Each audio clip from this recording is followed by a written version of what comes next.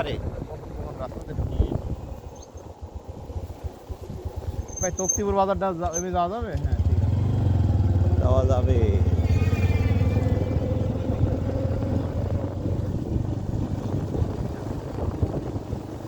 এইবার বুঝছি বাঁকা খালু আমি আর ছোট ভাই কথা কতি কতি এবার ছোট ভাই বাঁকা খালুর কাছে তুই 10 কেজি গোশ কি বাস খেতে নিবি হারে তার কাছে যে ওই সোহাগ যাবে, সোহাগের কাছে বেঁধে বেঁধে দিয়ে দেবো, ওরা ওখান থেকে খাবে না। হ্যাঁ বোকা আকারটা নাকি তুই? হ্যাঁ ও দেশে গোশ পাওয়া যায় না, তুই সুদাচ্ছিস চাইলে গোস্ত বেঁধে দিবি, ও গরু গোস্ত।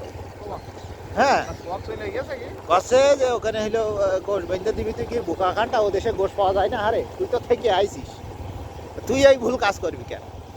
আচ্ছা সে গেল।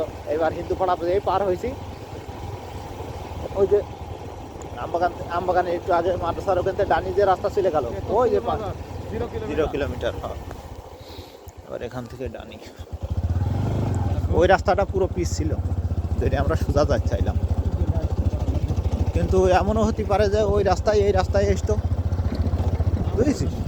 যাই হোক, এবার যে হিন্দু পাড়া পার আছে, বাঁকা খালু কাছে কি জীবনে বাড়া একটা হিন্দু মেয়ে বিয়ে করার খুব ইচ্ছা ছিল রে, ওগার খাইলে খুব মজা। ঠিক আছে, তা তখন ছোট ভাই কাছে যে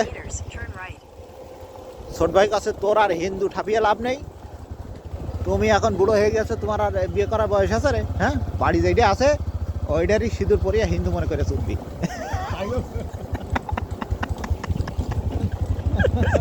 যেই কইয়াছে আমি হাসতে হাসতে শেষ, বুঝলি? আল্লাহ কি কাহিনী। হ্যাঁ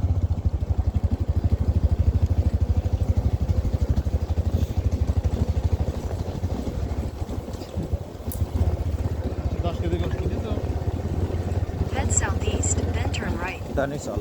Take the next right. Right hand right.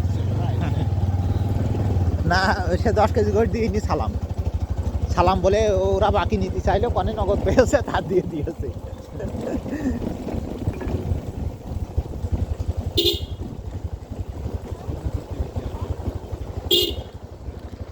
এই গ্রামের নাম হলো তো